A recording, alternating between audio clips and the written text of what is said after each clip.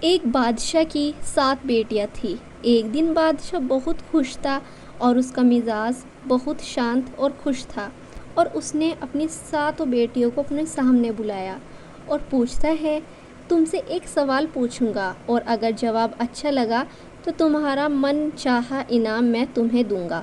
سب ایک قطار میں کھڑی ہو جاتی ہے اور ایک ایک کر بتاتی ہے، اور بادشاہ کہتا ہے، بتاؤ تم کس کا دیا کھاتی ہو اور کس کا دیا پہنتی ہو؟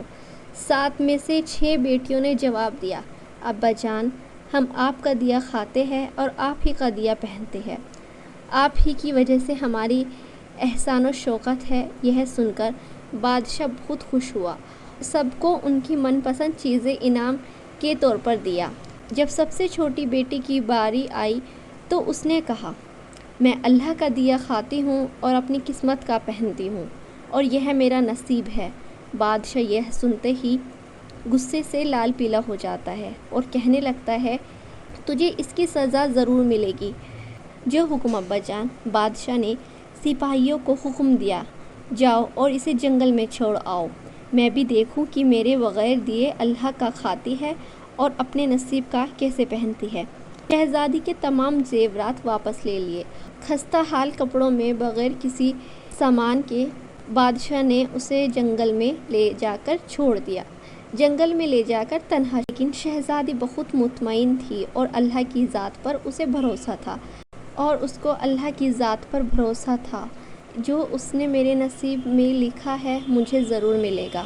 جب سپاہی شہزادی کو چھوڑ کر واپس چلے گئے، شہزادی جنگل کو دیکھنے لگی۔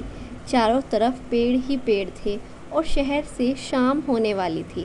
شہزادی نے سوچا، کیا تھوڑی سی لکڑیاں جمع کر لوں تاکہ رات کو آگ جلانے کے لیے کام آئے۔ جنگل کا جانور میرے پاس بھی نہیں آئے گا اور رات بھی آسانی سے گزر جائے گی۔ شہزادی جنگل میں لکڑیاں تلاش کرنے کے لیے چل پڑی تو اس کی نظر ایک جھونپڑی پر پڑی، جہاں باہر ایک بکری بندھی ہوئی تھی اور اندر سے کسی کے کھانسنے کی آواز آ رہی تھی۔ پہلے تو شہزادی بہت ہی زیادہ حیران ہوئی، اتنی ویران جگہ میں آخر یہ جھونپڑی کہاں سے آئی؟ جب وہ جھونپڑی کے اندر داخل ہوئی تو کیا دیکھتا ہے، بزرگ آدمی چارپائی پر لیٹے ہوئے ہے اور کھانستے کھانستے پانی پکار رہے ہیں۔ شہزادی ادھر ادھر دیکھتی ہے، ایک کونے میں پانی کا ایک گھڑا رکھا ہوا تھا، وہ گلاس میں پانی بھر کر اسے بوڑھے آدمی کو پلاتی ہے اور جھونپڑی کی صاف صفائی کرنے لگ جاتی ہے۔ اتنے میں وہ بوڑھا آدمی شہزادی سے پوچھتا ہے، بیٹی تم کون ہو اور اتنے بڑے جنگل میں تم اکیلی کیا کر رہی ہو؟ تب شہزادی نے پورا واقعہ بوڑھے شخص کو بیان کیا۔ وہاں وہ کیسے پہنچی تو وہ بوڑھے آدمی شہزادی کو جھونپڑی میں رہنے کی اجازت دیتا ہے اور کہتا ہے کہ میں شہر میں کام کرتا ہوں، صبح شہر چلا جاؤں گا اور 8 دن کے بعد آؤں گا، تم یہیں پر رہو اور جھونپڑی میں کھانے کا سامان بھی موجود ہے اور پاس ہی ایک ندی ہے، تم وہاں سے گھڑا بھر لیا کرنا۔ صبح کو بوڑھا شخص شہر چلا جاتا ہے اور شہزادی اسی جھونپڑی میں اکیلی رہ جاتی ہے۔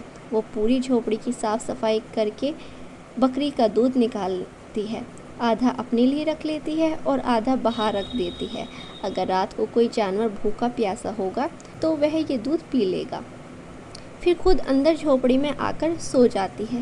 صبح سویرے شہزادی کی آنکھ کھلتی ہے تو کیا دیکھتی ہے کہ دودھ کے برتن تو خالی ہے، لیکن اس کے پاس ایک لال ہیرا پڑا ہوا ہے، جو دیکھنے میں بہت ہی نایاب اور قیمتی معلوم ہوتا ہے، اور پاس ہی سانپ کے نشان بھی نظر آ رہے تھے۔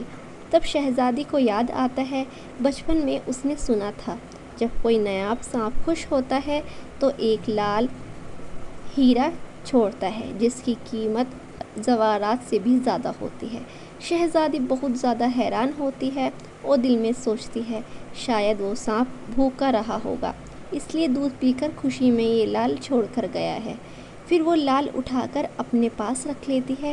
اگلی رات شہزادی برتن میں دوبارہ دودھ رکھ دیتی ہے اور اگلی صبح جب دیکھتی ہے تو پھر ایک لال وہیں پر رکھا ہوا تھا۔ ایسے کرتے کرتے 7 دن گزر جاتے ہیں اور شہزادی کے پاس 7 لال جمع ہو جاتے ہیں، اور پھر اگلے دن ہی وہ شخص واپس آ جاتا ہے۔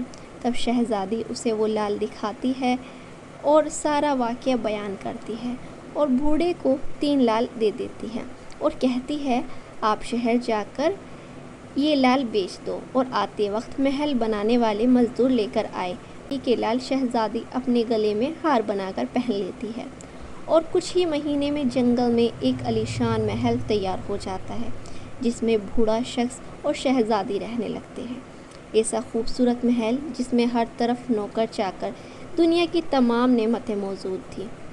شہزادی جنگل میں لکڑی کی ایک فیکٹری لگا دیتی ہے جس میں غریب کام کرتے ہیں اور ان کی روزی روٹی اس سے چلتی ہے۔ دیکھتے ہی دیکھتے جنگل شہر بن جاتا ہے اور دور دور تک دھوم مچ جاتی ہے۔ شہزادی بہت ہی زیادہ رحم دل ہے۔ یہ خبر اڑتے اڑتے بادشاہ کے کانوں میں پہنچتی ہے تو بادشاہ کو ایک خیال آتا ہے میں بھی تو دیکھوں آخر کون سی ملک کی شہزادی ہے جس کے لوگ اتنی تعریف کرتے ہیں۔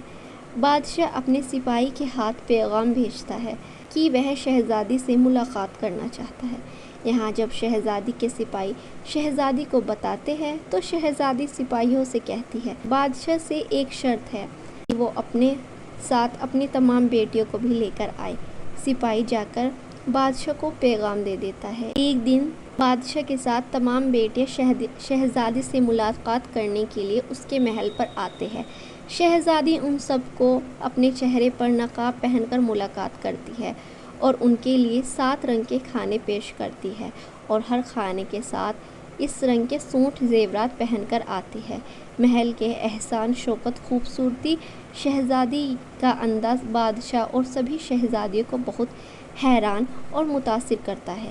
آخر میں بادشاہ شہزادی سے کہہ دیتا ہے کہ تم بھی میری بیٹی کی جگہ پر ہو، یعنی کہ تم میری بیٹی کی طرح ہی تو ہو، میں بھی تو تمہارے کھانے پر اپنی سبھی بیٹیوں کو ساتھ لے کر آیا ہوں، پھر ہم سے یہ بھلا پردہ کیسا؟ اصرار کرتا ہے تو شہزادی کہتی ہے ٹھیک ہے میں تیار ہو کر آتی ہوں۔ سب شہزادیاں آپس میں گفتگو کرنے لگتی ہے اتنی تو تیار ہے، مہنگے مہنگے زیورات پہنے ہوئے ہیں، اب اور کتنا تیار ہونا چاہیے کر آئے گی۔ اتنے میں سب کیا دیکھتے ہیں دور سے ایک خستہ حالت کپڑوں میں کوئی چلا آ رہا ہے اور غور کرنے پر بادشاہ کو یاد آتا ہے کہ یہ تو میری بیٹی ہے اور یہ ابھی تک زندہ ہے۔ میں نے تو سوچا تھا اس کو کب سے شیر کھا چکا ہوگا اور تب میں نے سپاہیوں کو اس کا پتہ پوچھنے بھیجا تھا تو اس کا کوئی نام و نشان بھی وہاں پر نہ تھا۔ بادشاہ یہ دیکھ کر بہت خوش ہوتا ہے اور اس لڑکی سے کہتا ہے میں ابھی شہزادی سے کہہ کر تمہیں یہاں سے رہائی دلواؤں گا، چاہے بدلے میں میری ساری بادشاہت ہی نہ چلی جائے۔ اس کے بعد شہزادی کہتی ہے نہیں میں وہی شہزادی ہوں، میں ہی کہتی تھی نا کہ میں اللہ کا دیا کھاتی ہوں اور اپنے نصیب کا پہنتی ہوں، بس دیکھیے اللہ نے ہی مجھے کہاں سے کہاں پہنچا دیا، آج میں آپ سے بھی زیادہ امیر ہوں۔ پھر شہزادی اپنا تمام حال بادشاہ کو بیان کرتی ہے، بھلا وہ اس مقام تک کیسے پہنچ گئی، اور بادشاہ کو اپنے گلے کا ہار دکھاتی ہے جس میں اب بھی لال موجود تھے۔ یہ سنتے ہی باقی ساری شہزادیاں دل ہی دل میں رشک کرنے لگتی ہے اور سوچنے لگتی ہے کاش ہم نے بھی یہی کہا ہوتا، ہم اللہ کا دیا کھاتے ہیں اور اپنے نصیب کا پہنتے ہیں۔ پیارے محترم عزیز، ہمیشہ اللہ پاک کی ذات پر یقین رکھو اور پیارے محترم عزیز، ہمارے والد ہم سے بے تحاشا محبت کرتے ہیں، ان کے پسینے کا بدلہ بھی ہم نہیں اتار سکتے، ہمیں بھی چاہیے کہ ہم ان کا عزت اور احترام کریں اور ان کو کبھی شکایت کا موقع نہ دیں۔ مگر پیارے محترم عزیز، اللہ پاک کی ذات پر یقین رکھو اور اللہ کی ذات کا شکر ادا کرتے رہو، یقیناً اللہ تبارک و تعالیٰ ہی آپ کو کبھی تنہا نہیں چھوڑے گا۔ اللہ تعالیٰ کے بعد آپ کا اس دنیا میں آپ کے والد والدین ہیں، سب سے پہلے اللہ اور اس کے بعد ہمارے والد والدین، اور ہمیں چاہیے کہ ہمیں اپنے والد والدین کی بہت عزت کرنی چاہیے اور ان کے ساتھ بہت محبت سے رہنا چاہیے۔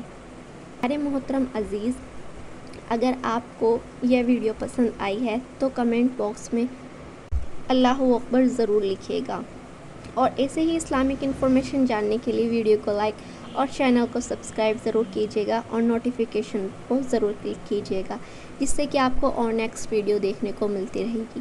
تب تک کے لیے السلام علیکم۔